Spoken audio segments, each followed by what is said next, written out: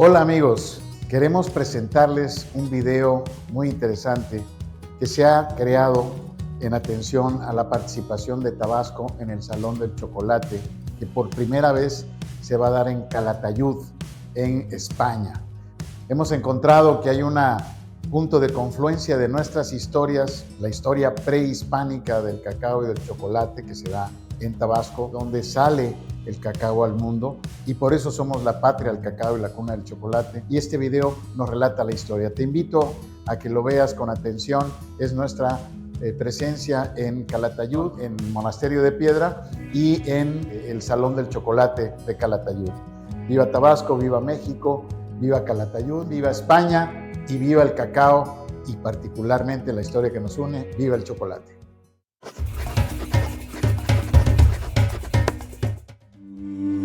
México nació en Tabasco, y en Tabasco el cacao. La historia del chocolate inicia en México con los olmecas, civilización indígena del sureste de la región, quienes fueron los primeros en cultivar el cacao, semilla que da origen a la bebida ancestral, el xocolatl, que se obtenía de la mezcla del cacao tostado y molido con especias y agua. El territorio tabasqueño fue el corredor comercial de los olmecas, mayas y aztecas a través de los ríos mayas, y con el tiempo, la semilla del cacao fue adquiriendo gran valor, hasta ser utilizada como moneda de cambio entre estas culturas. Con la llegada de Hernán Cortés, el cacao fue llevado a España y el xocolatl fue considerado bebida exclusiva para la nobleza y para el ejército por sus características energizantes, pero agregándole un ingrediente extra, el azúcar. El chocolate, como fue conocido desde ese momento, adquirió gran popularidad en toda Europa y posteriormente en todo el mundo. Hoy, en Tabasco, México, la actividad chocolatera es de gran importancia, al grado de llegar a ser protagonistas en festivales internacionales, obteniendo premios en cada uno de ellos. Y aún existen haciendas que realizan el proceso de manera artesanal, conservando las tradiciones, la esencia y todo el sabor a Tabasco. Por eso es reconocido como patria del cacao y cuna del chocolate. Hola amigos, soy Pepe Nieves, secretario de Turismo del estado de Tabasco, un pequeño estado que está en el sureste de México, muy cerca de lo que se le conoce como la península de Yucatán. Y estamos en un escenario fantástico, el estado de Tabasco. Es una región que se conoce como aguaselva. Y bueno, esta es una plática dirigida al Salón del Chocolate. Agradezco profundamente a José Manuel Arandas, su alcalde, que nos haya invitado a participar. Tabasco es un estado extraordinario. Tenemos un pequeño territorio en el país, el 1.3% de todo el territorio nacional. Somos un estado muy pequeño, pero este estado reúne el 80% del trópico húmedo de México. Es decir, somos el trópico húmedo mexicano. Tenemos también el 35% del agua superficial dulce de este gran país. Los ríos más caudalosos de México atraviesan nuestro territorio, y también tenemos pues todo lo que tiene que ver con agua: cascadas, lagos, lagunas, ríos, esteros y manglares. El 50% de los manglares de todo México están en el estado de Tabasco. Pero parte de esas características que les mencionaba de naturaleza hacen que seamos la patria del cacao y la cuna del chocolate. Casi todo este territorio estaba lleno de plantaciones de cacao, y por supuesto aquí pasaron 4 de las más importantes culturas de México, empezando por la cultura olmeca. ¿Quiénes eran los olmecas? Pues caray, era una cultura extraordinaria. Se le considera la cultura madre de las culturas de Mesoamérica y de la parte de México y América, porque fueron los que inventaron una serie de cosas muy interesantes. Primera, ellos son los que usaron una selva para convertirla en una selva productiva.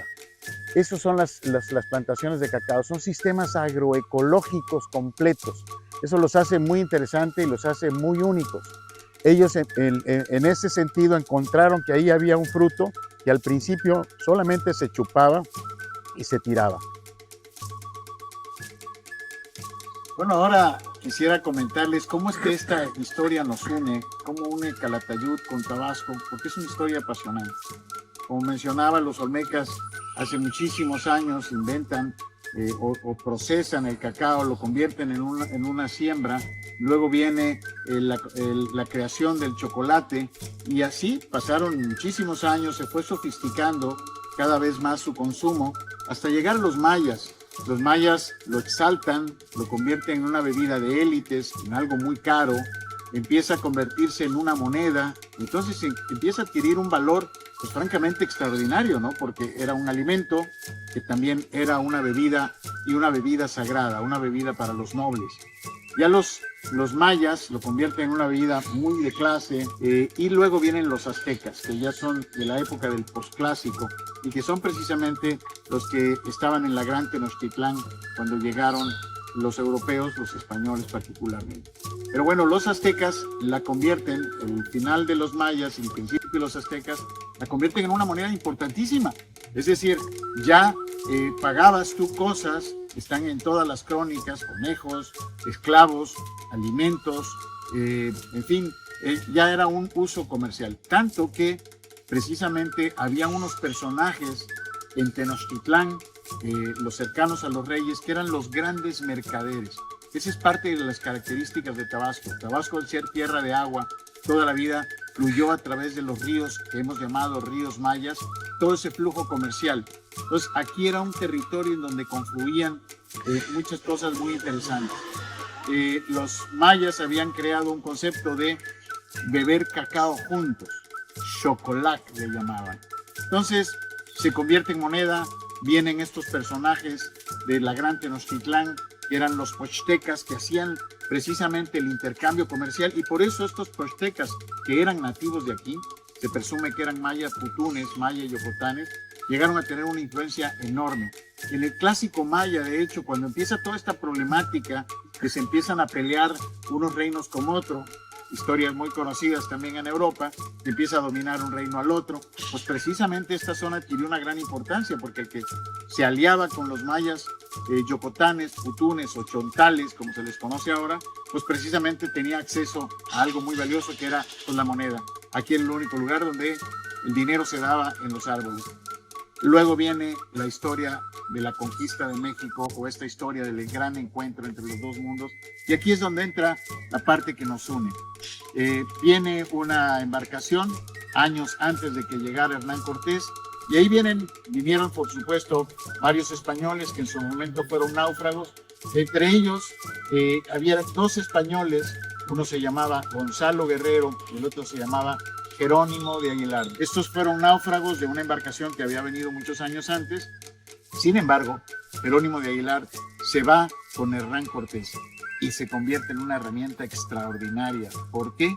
Porque hablaba español, hablaba náhuatl. Vienen circunnavegando a través de la costa y llegan a un río gigante que el año anterior ya había sido nombrado como el río Juan del Grijalva, por Juan del Grijalva, que fue el primero que vino, pero que no tocó el territorio, fue el que avisó a Diego de Velázquez que había una tierra extraordinaria, y por eso viene Hernán Cortés. Cuando llegan a este territorio se encuentran con algo muy importante, precisamente el cacao. Pero aquí sucede un hecho importantísimo, se da la gran batalla, a pesar de que se defendieron bravamente, liderados por un cacique que se llamaba Taxcoc, son vencidos y les entregan como tributo a 20 esclavas. Y aquí viene un personaje fundamental para la conquista de México y que se llama Malinche o Malinali. Malinali fue importantísima por varias razones. La primera es que conocía la sociopolítica y la geopolítica de aquellos entonces. Sabía quién era amigo de quién, enemigo de quién, pero además, muy importante, hablaba maya y náhuatl. Por estas condiciones de este territorio que les digo que aquí se daba este gran encuentro comercial. Entonces, Cortés hablaba en español a Jerónimo de Aguilar hablaba en maya con Malinche, y Malinche hablaba en náhuatl con todos los indígenas del altiplano mexicano, en la zona de Tenochtitlán, etc. Pero lo importante, conocía la geopolítica, conocía la manera de pensar de los indígenas, sabía quiénes eran amigos de quién, enemigos de quién. Sin Malinali no habría habido conquista, y por supuesto sin el apoyo de Jerónimo de Aguilar. Y viene este momento tan importante.